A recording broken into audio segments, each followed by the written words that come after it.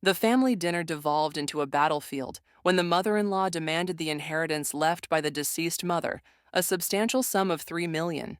The young woman attempted to explain why she couldn't comply, but her husband rudely interrupted her. "Shut your mouth and listen to your mother," he snapped. His words felt like a pronouncement of doom, but by evening, everything had shifted. He returned home a completely changed man, trembling and terrified. Hello, dear listeners.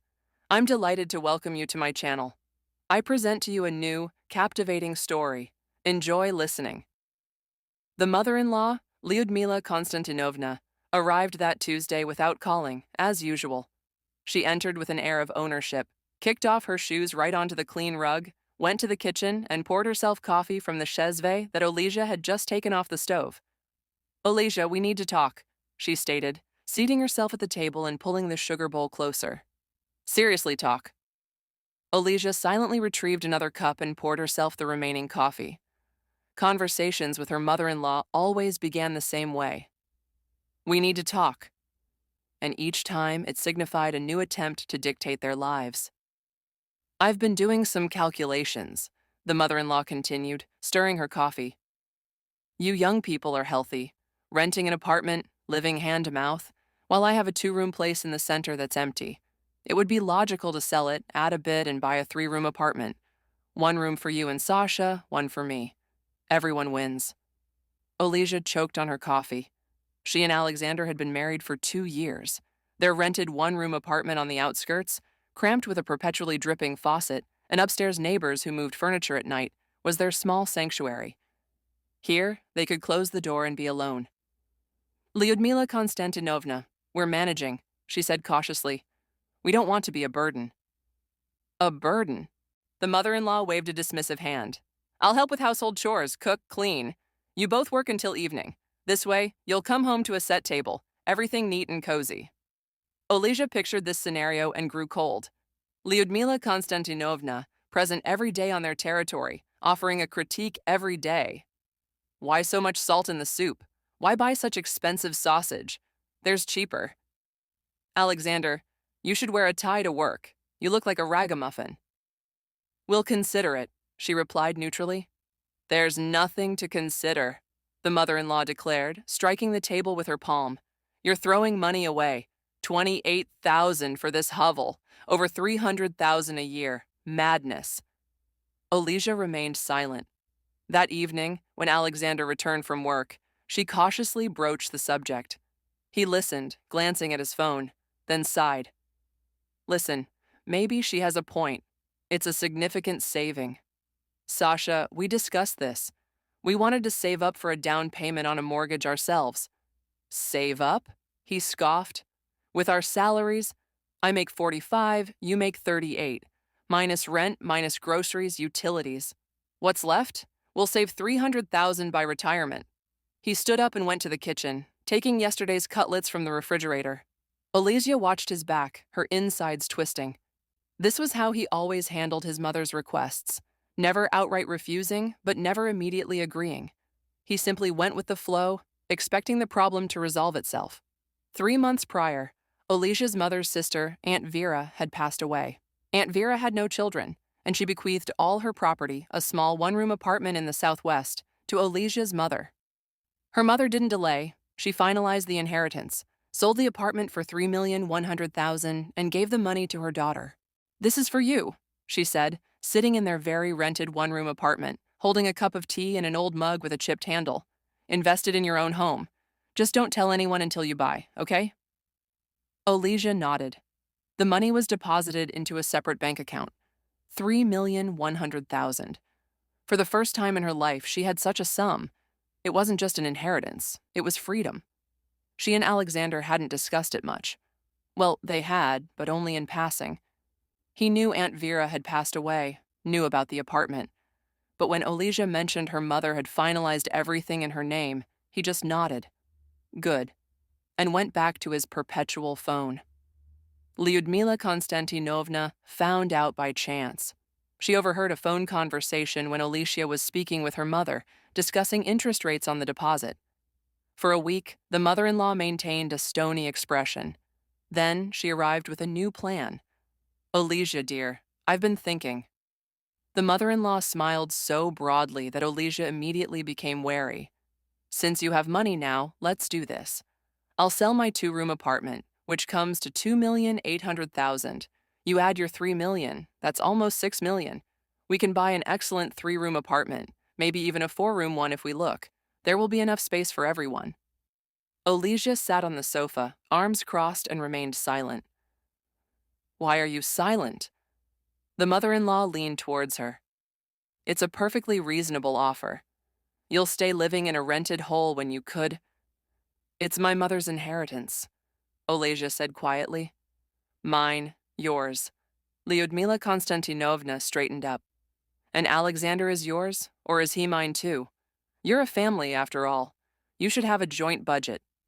A joint budget is our salaries. And inheritance? Inheritance is greed, the mother-in-law interrupted, her voice turning sharp. Are you saying you'll sit on money while my son carries everything, pays rent, provides you with food? I work too.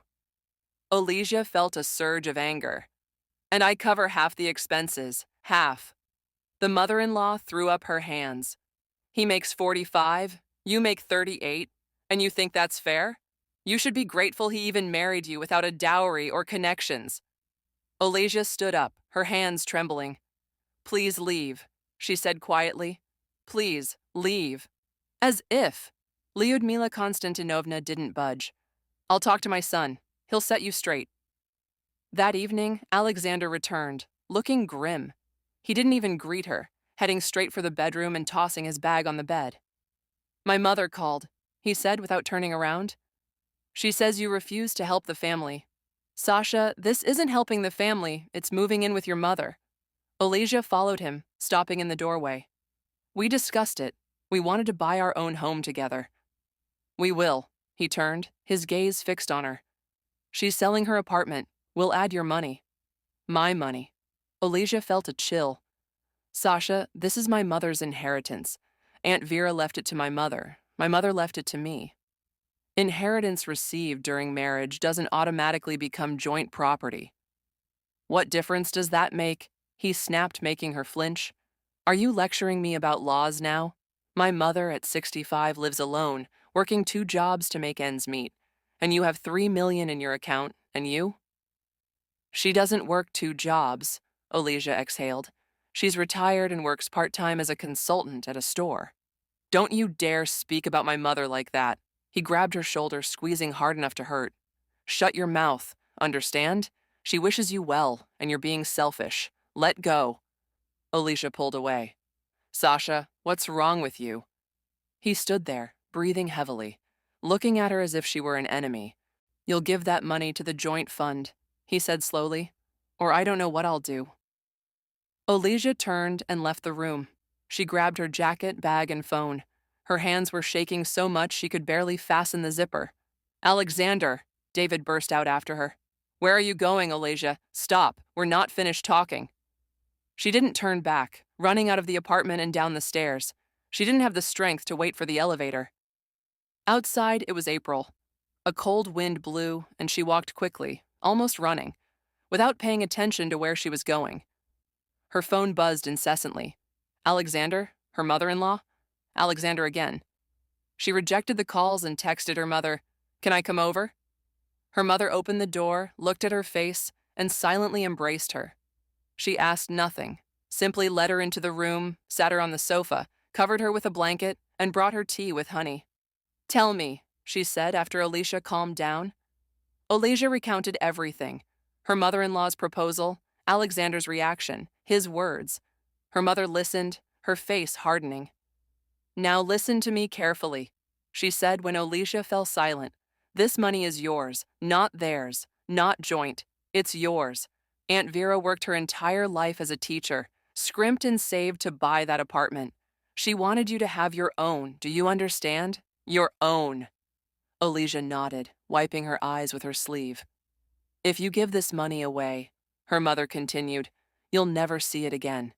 The apartment will be registered in your mother-in-law's name, and you'll be left with nothing, because you can't trust women like that. But he's my husband. A husband doesn't grab his wife by the shoulders, her mother said sternly. A husband doesn't yell. A husband doesn't force you to give away your inheritance to someone else. Do you understand me? Alicia stayed with her mother for 3 days. Alexander called every hour. At first, he yelled, demanding she return. Then his tone changed. He began to apologize. He swore he had lost his temper, that he was tired from work. Alicia didn't answer. On the fourth day, in the morning, there was a knock on the door. Her mother opened it. Alexander stood on the threshold, pale, his eyes red, his shirt rumpled. "I need to speak with my wife," he said quietly. Her mother looked at Alicia, who nodded. They went out into the yard and sat on a bench near the entrance. The April sun was warm and sparrows hopped on the asphalt. "Forgive me," Alexander began. "I shouldn't have done that. Mother said you were greedy, that you didn't care about the family. I believed her," Alicia finished. He was silent, looking at the ground. "Mother wants what's best," he finally managed. "She's been alone for so many years. It's hard for her. I want to help her." "Help her," Alicia said. "With your own money, transfer it from your salary or move in with her if you want." "What are you talking about?" He turned to her. "I want us to be together, one family." "Sasha, your mother doesn't want to be a family." Alicia shook her head. "She wants to control. She wants my money. She wants me to be grateful for every bowl of soup. That's not it." "It is," he insisted. "You just don't see it or don't want to see it." He stood up, walked along the bench, and returned. "Fine," he said sharply. "Fine. We won't live with my mother. We'll buy our own place. With your money, just the two of us." Alicia looked at him. Desperation and something else were evident in his eyes. Calculation. "No," she said. "I'll buy the apartment in my name. We can live in it, but the ownership will be mine." "What are you talking about?" he faltered. "I'm your husband." "The husband who grabbed me by the shoulders and yelled at me to shut up," she said evenly. "Forgive me, Sasha, but after that, there's no trust." He stood there, looking at her, his expression shifting. First shock, then anger, then something cold. "So be it," he said quietly. "You're selfish. Mother is right. You only think of yourself." "Perhaps." Alicia stood up. "Go home, Sasha. We have nothing more to discuss." That evening, her mother-in-law sent a long voice message. Alicia listened, her insides turning cold. Lyudmila Konstantinovna spoke calmly, almost affectionately, saying she understood everything.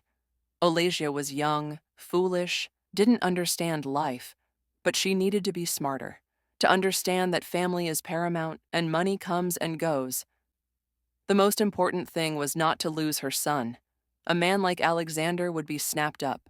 He was handsome, hard-working, promising. And Alicia, plain, with no special qualities. She was lucky he married her. "Think carefully," the mother-in-law concluded, "before it's too late or you'll be left alone with money, but without a family. Is that what you want?" Alicia deleted the message, sat on the bed in her mother's room, and cried. Not from hurt, but from relief, because everything had finally become clear. A week later, she filed for divorce. Alexander didn't resist. He didn't even meet with her. Everything was finalized through lawyers. He immediately vacated the rented apartment and moved in with his mother. Olesia collected her belongings when he wasn't home. She didn't touch the $3 million. She put it in an account with a good interest rate and began searching for housing. She wasn't in a rush. She looked at options, negotiated. Her mother called every evening, asking how things were, if she had changed her mind. Alicia hadn't. In June, she found a one-room apartment in a new building, 38 square meters, bright with a park view for $2,700,000. Alicia paid the deposit and finalized the transaction. When she received the keys, she stood in the middle of the empty room and smiled. For the first time in her life, she had her own place, not rented, not shared with a husband, her own. She did most of the renovations herself with her mother and cousin. They painted the walls a light gray, laid laminate flooring, and bought simple furniture. Alicia chose every small detail: curtains, dishes, bedding. It was her apartment, her life. A year later, in November, she was invited to a colleague's wedding. Alicia hesitated for a long time, whether to go or not, but finally decided. She wore a simple black dress, light makeup, and went to the restaurant. She sat at a communal table, smiled, listened to the toasts, and suddenly saw him. Alexander was standing at the entrance to the hall. It turned out he was the groom's friend. He looked older, disheveled, with a vacant melancholy in his eyes. Beside him was Lyudmila Konstantinovna, in a tasteless, bright pink dress, all dolled up, holding her son's arm as if he were property. Their eyes met. Alexander froze. Then he took a step forward, but his mother tugged his sleeve, hissing something. He stopped, lowered his eyes. Olesia turned away, finished her champagne, stood up from the table, and went outside for some air. It was a cold evening, the first snow, wet flakes melting on the asphalt. She stood by the entrance, wrapping herself in her coat, and suddenly laughed softly, almost inaudibly, because for the first time, she understood she was truly free.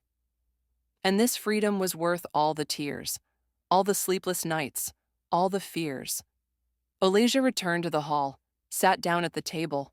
A handsome man in his mid-30s sat next to her. He introduced himself. Igor works with the groom. They got talking, and he turned out to be funny, easygoing, without the burden of others' expectations. By the end of the evening, he asked for her number. She gave it to him. As Olesia was leaving the restaurant, Alexander and his mother walked past. She was speaking loudly, gesturing, not letting him get a word in.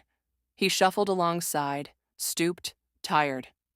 Olesia watched them go and walked towards her car. She got behind the wheel, started the engine, turned up the music, and drove home, to where warmth, silence, and Aunt Vera's apartment, which had become her fortress, awaited her. And in her pocket was a slip of paper with Igor's number. And for some reason, this made her feel light.